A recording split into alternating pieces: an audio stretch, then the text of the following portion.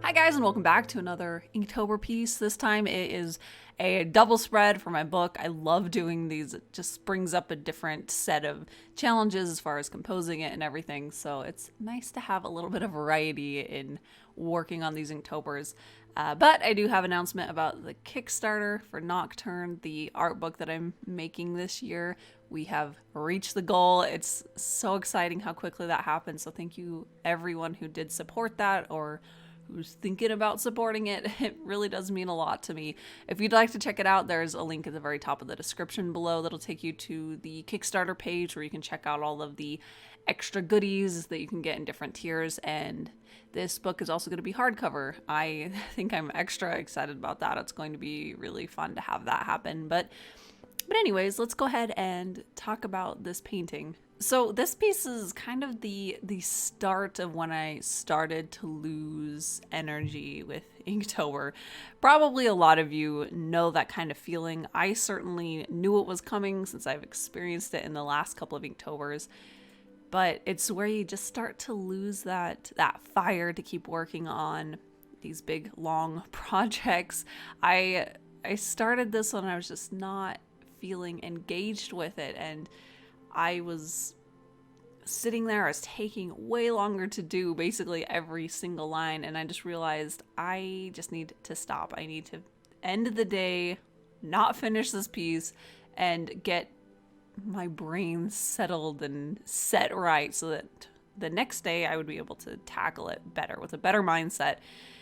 And that really was very helpful. I think just being aware of the fact that I was starting to feel that way, and it's really hard for me to really sense that sometimes because it's not like a 1 minute I'm feeling great and motivated and instantly the next minute I'm not anymore. It's more of this like slow drain of energy. So honestly, I'm pretty happy with the fact that I could recognize it before I turned out a piece that I wasn't happy with, because that's usually what happens, is that I get unintentionally sloppy and careless with details and I get rushed and I'm just ready to be done with the piece, and then by the time I'm done with it I realize that I just missed the mark. So for that I'm happy. I'm glad that I could recognize it, take a step back, give myself a day, and that really was a huge difference because I realized that I actually think I dreamt about this, but I realized that in the piece I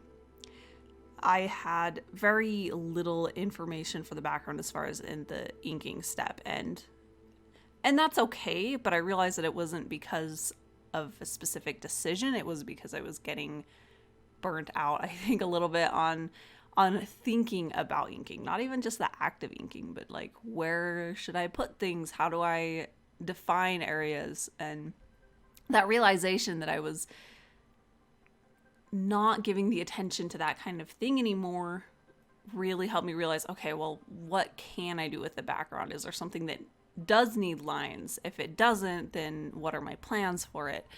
And I ended up deciding that I did want to put in designs for the rug because they're standing on a rug, and that was another big problem, is that there is, in my mind, a rug and then the floor and then a ledge and the curtains, which are a different shape, but basically there was just like straight line after straight line, and it became this thing that just flooded from one to the next, and it wasn't very defined.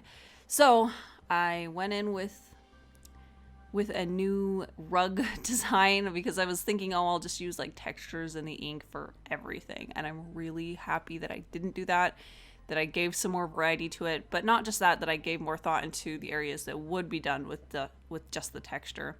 And of course, before I started this piece, I did several value thumbnails so that I could make sure that I had the exact balance of values, that everything that needed to stand out did.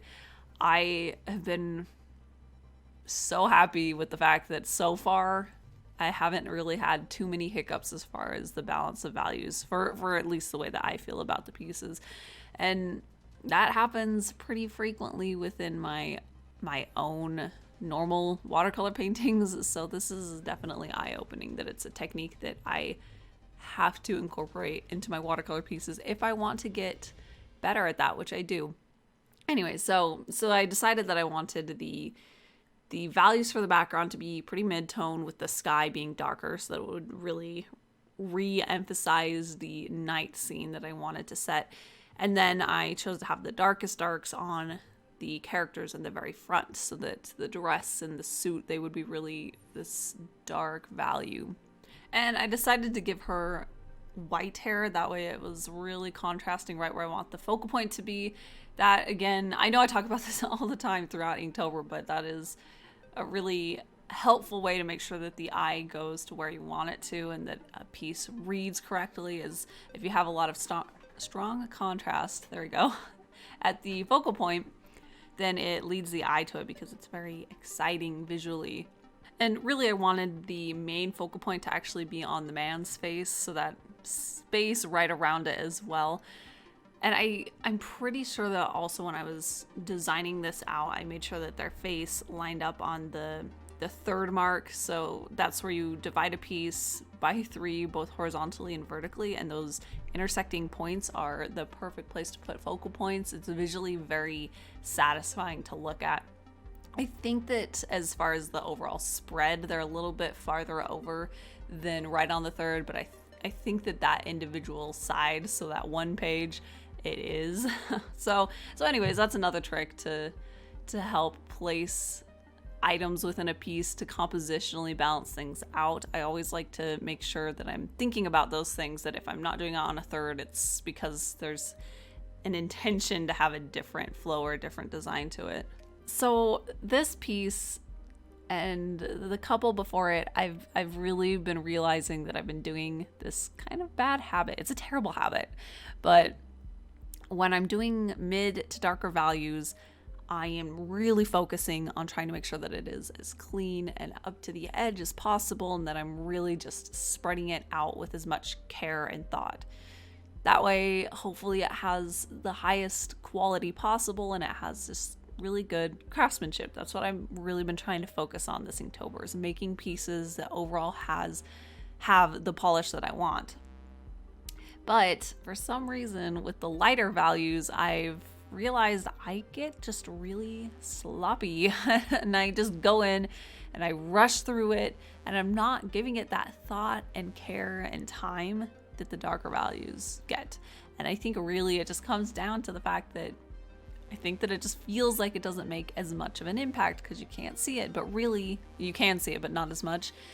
But really, that kind of thing, it absolutely does affect the quality of a piece. Even if it's not obvious right away to the viewer, that's exactly where your eye goes once you look at it. It still does bring down the quality, and it does affect it. And I don't want to do that anymore. So I'm going to try to stop doing that to really give the lighter values all the attention that I give to everything else that I'm working on, so that it can be precisely placed and that I can build up the shadows more too. I've also noticed that is that I think I'm getting a little too shy on the values on areas that I want to be white, like some of the dresses that I painted in the past, or like her hair, when really there would be darker areas of shadow. So I need to allow myself to spend more time on areas like that.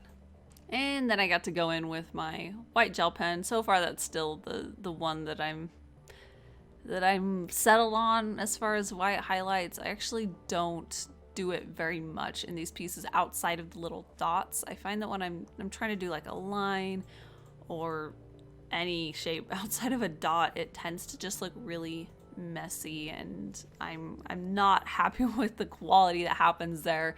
Luckily, with these gel pens, if you don't know, you can usually lift them up with water. So I just take a little bit on a brush and scrub at it just a little bit, let it soak, and then I dab it up with a paper towel, and that usually removes it pretty much entirely. If not, there's usually just like a very soft white haze to it, and then I just go back over the line work and you don't even notice it anymore. So there have been a few times where I put down the gel pen and it just looked really messy, so I removed it.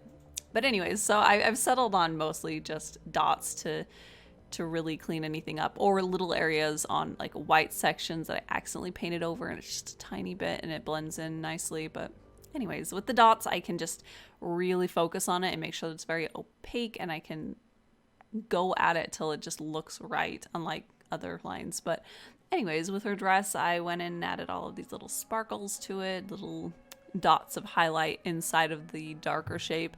And again, that's just something that gives more contrast to it, so that there's these really light sections inside of the darker dress shape. I also added some stars to the background. I'm trying to be a little bit more light-handed with the stars. I realized on a few of the past ones I really went for it with all of the stars, and I think that I like the look a little bit better where there's less of them, so that it feels a little bit more like there's constellations in the sky rather than just this mass of random dots. And that's about it for today. I do have a link at the very top of the description that'll take you to the Kickstarter if you're interested in that. I am really proud of a lot of the things that I was able to put into it this year, so if you wanted to see what extras there are this time around, then go ahead and check that link out. I also have links to all of the tools and the brushes that I use to create these paintings for Inktober, so that's all listed down below, and I think that's it for today. So I'll be back next week with some more videos. Thank you guys so much for watching, and I'll see you then.